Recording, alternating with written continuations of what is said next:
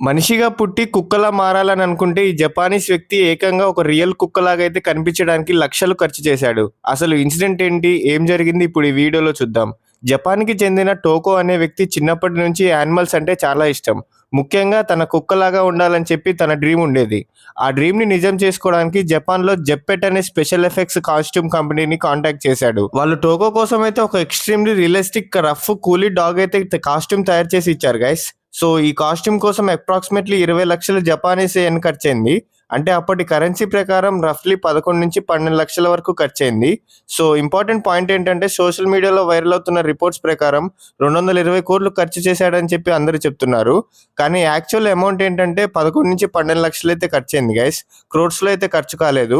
So costume ఎంత realistic అంటే ఈ కాస్ట్యూమ్‌ని రియల్ కూలీ డాగ్స్ ఫోటోగ్రాఫర్‌ని రిఫరెన్స్‌గా తీసుకొని డిజైన్ చేశారు.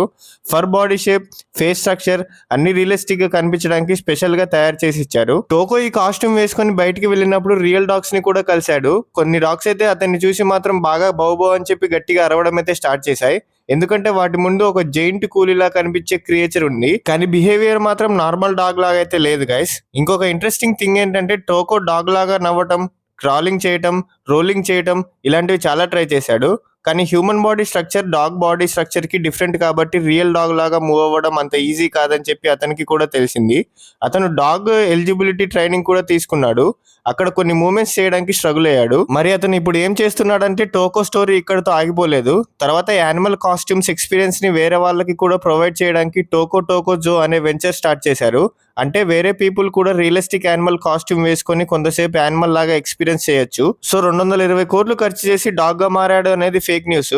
నిజంగా టోకో రఫ్లీ 11-12 లక్షలు ఖర్చు చేసి ఒక అల్ట్రా రియలిస్టిక్ డాగ్ కాస్ట్యూమ్ తయారు చేయించుకున్నాడు. కానీ ఆ కాస్ట్యూమ్ ఎంత రియలిస్టిక్ అంటే రియల్ డాగ్స్ కూడా ఒక్కసారిగా కన్ఫ్యూజ్ అయ్యాయి. సో మీ ఫ్రెండ్స్ లో కూడా ఇలాంటి తిక్కబుగ్గన మడ్డలు ఉంటే వాళ్ళకైతే ఈ వీడియోని షేర్ చేయండి గైస్.